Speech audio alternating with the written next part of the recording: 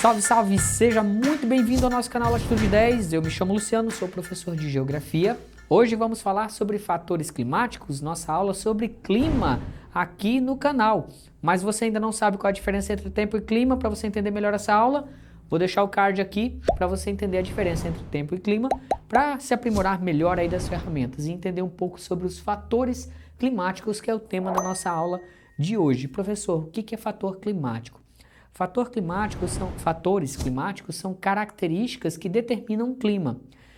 São características fundamentais que vão nos ajudar a entender melhor um clima de uma região e que vai favorecer, que vai fazer com que aquela região tenha um clima X ou um clima Y. Vamos entender melhor aqui. O principal fator climático que nós vamos falar é a latitude. Como assim a latitude? Um principal fator climático. Vamos aqui observar. O nosso planeta, por ser uma esfera, ok? Por ser uma esfera e receber os raios solares de maneira diferente, olha só, no seu polo, nas suas regiões polares e no seu equador, os raios solares incidem aí diferentemente. Por quê? Porque é uma esfera. Essa esfera vai receber luminosidade diferente e por esta razão nós teremos aqui, ó, as zonas térmicas. Essas zonas térmicas, olha só, essas zonas térmicas vão nos diferenciando os tipos climáticos. Claro que dentro da zona tropical, a zona mais quente do planeta, nós podemos encontrar climas mais frios sim, dado outros fatores climáticos que vamos falar aqui daqui a pouco.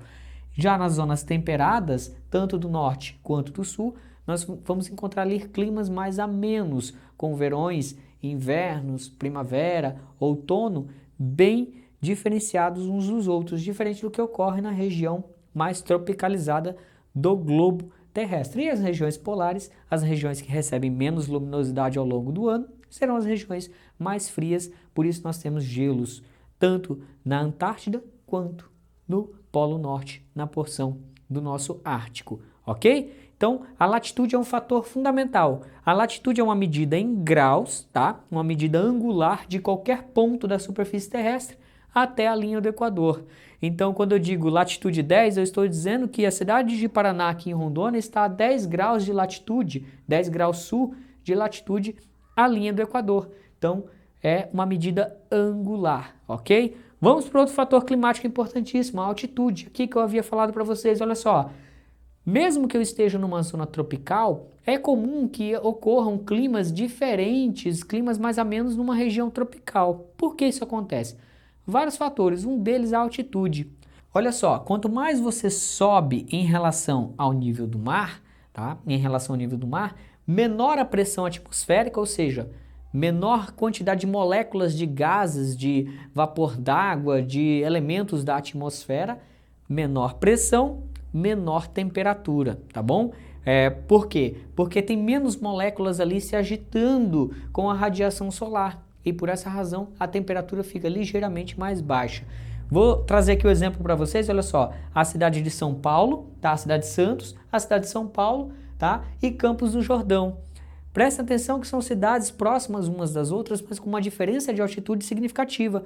Por essa razão, nós vamos ter temperaturas diferentes de uma cidade para outra. Esse é um esquema clássico. Se a gente pegar uma cidade de montanha e uma cidade do litoral, essa diferença vai ser ainda maior, tá? Então, a altitude ela é fundamental para entender os nossos climas. Claro que o Brasil, olha só, o Brasil não possui terrenos com elevadas altitudes assim. Nossos terrenos aí, em média, de 300 a 500 metros de altitude em relação ao nível do mar. Então essa variação dentro do nosso território, quando falamos de clima no Brasil, ela não é tão significativa. Claro que vamos ter alguns casos, algumas singularidades, mas são pouquíssimos. De modo geral, o que influencia o clima no Brasil é um outro fator que eu vou falar já já.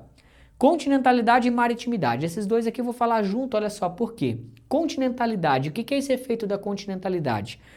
Nós sabemos que os continentes se aquecem de forma diferente dos oceanos e que quanto mais afastado você está de um oceano, quanto mais longe você está de um oceano, menores vão ser as taxas de umidade dessa região, dado algumas outras circunstâncias. Mas olha só, presta bastante atenção.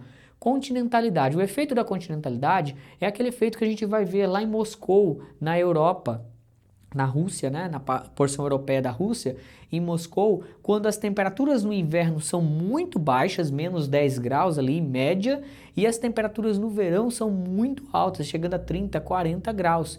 Por que isso acontece? Dada aquela massa continental gigante ali naquela região e a ausência de circulação atmosférica, essas temperaturas vão de menos 10 a 40 graus, ou seja, uma diferença, olha só, uma amplitude térmica de 50 graus. No Brasil a gente tem isso? Tem, mas não de uma forma tão grande, uma amplitude tão severa assim. Nós encontramos essa diferenciação, por exemplo, na cidade de Cuiabá, aqui no estado de Rondônia.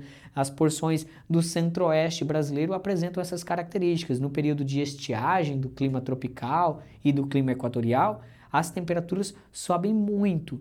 Por quê? Porque não tem a chuva para amenizar o calor, mas ainda não é uma amplitude térmica tão gritante assim, tá? E vamos lá, a maritimidade. A maritimidade ocorre da seguinte forma: ao contrário da continentalidade, que faz com que a amplitude térmica se torne muito grande, muito elevada, na maritimidade isso não acontece.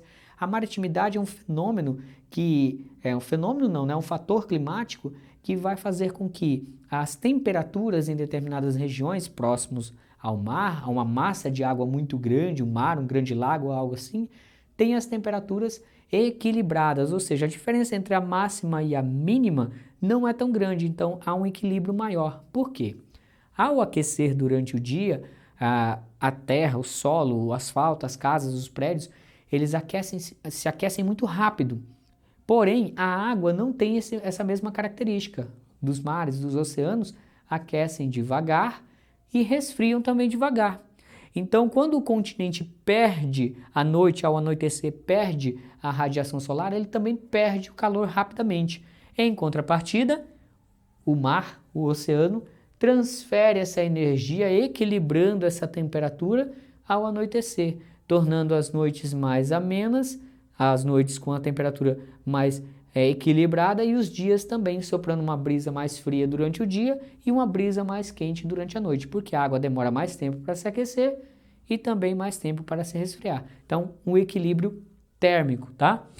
Correntes marítimas, olha só essa animação aqui para a gente entender o que são correntes marítimas. Correntes marítimas, de grosso modo, tá? São grandes rios dentro dos oceanos que transportam quantidade de nutrientes, de animais. Lembra lá do filme Procurando Nemo, um clássico da tartaruga andando, né, num turbilhão de água? Aquilo simboliza uma corrente marítima. O que é uma corrente marítima? Ela é um fenômeno que ocorre nos oceanos naturalmente pela diferença, olha só, pela diferença de temperatura das massas de água.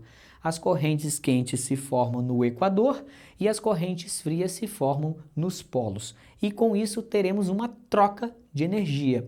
As correntes quentes, por ser menos densa, tendem a circular por cima, né, pela superfície. E as correntes frias, por serem mais densas, tendem a circular por baixo dos oceanos, nas grandes profundezas. Aí vai ter um fenômeno chamado ressurgência, tá? Gravem bem esse nome, ressurgência, que ocorre principalmente aqui, ó, na América do Sul, na costa chilena, peruana e equatoriana. Na América do Sul, esse fenômeno da ressurgência é que quando a corrente de um Bolt, ela ressurge próximo à superfície, ela acaba resfriando aquela atmosfera naquela localidade, fazendo com que as chuvas ocorram diretamente no oceano e não gerando chuvas suficientes no litoral. Dali tem a formação do deserto do Atacama, no Chile. E com essa ressurgência, ela consegue trazer, olha só, nutrientes para a superfície, para mais próximo da superfície, que vai atrair os plânctons, que vai atrair cardumes de peixes. Então essa região é uma região que nós podemos fazer um link aí com a economia, é uma região de alta piscosidade, ou seja, uma região com características de uma pesca, a atividade pesqueira é muito importante. Olha que legal. Então, as correntes marítimas, elas não só influenciam o clima, mas também a nossa economia. E as massas de ar? Agora sim vamos falar do Brasil aqui, ó. Dinâmicas de massas de ar no Brasil. Presta atenção. Olha só. Esquema clássico no inverno e no verão. As dinâmicas de massas de ar no Brasil é que são responsáveis pela formação dos nossos climas, já que As correntes marítimas não exercem tanta influência no Brasil, apesar do nosso litoral.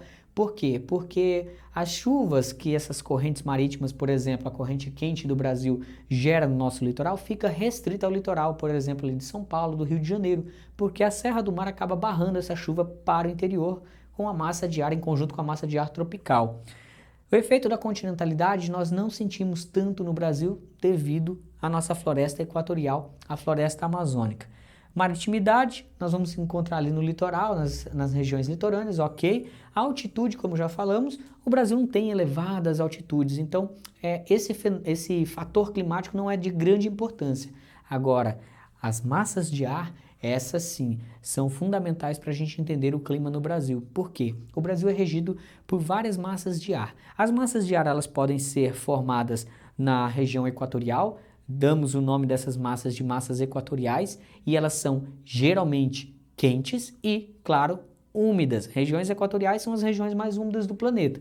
E nós temos duas importantíssimas no Brasil: a massa equatorial continental, que se forma sobre a floresta amazônica devido ao processo de evapotranspiração das árvores e também de evaporação das águas dos grandes rios amazônicos. E nós temos a massa equatorial atlântica, que se forma no Oceano Atlântico e traz umidade para a região do litoral da região norte, mais ao norte do país. Então, essas duas massas de ar são as nossas massas de ar equatoriais. Aí nós temos uma outra que chama muita atenção, principalmente no inverno, é a massa polar atlântica. Essa é formada no Oceano Atlântico e que tem características como uma massa úmida e fria, e ela consegue chegar até aqui na Amazônia, até aqui no estado de Rondônia e no Acre e no sul do estado do Amazonas. Por que isso acontece em julho, agosto ali? Por que esse fenômeno ocorre? Olha só, por causa de um outro fator climático que eu não coloquei aqui, o relevo. Como a Cordilheira dos Andes, ela cria um grande corredor junto com o Planalto Central brasileiro, essa massa de ar, ela vai entrando nesse corredor e consegue chegar até a região quase que equatorial do planeta, tá? Aqui na floresta amazônica. Isso é bem interessante. Outra massa de ar, massa tropical atlântica. Essa é responsável pela chuva no litoral brasileiro, principalmente no litoral da região sudeste e também parte da região nordeste.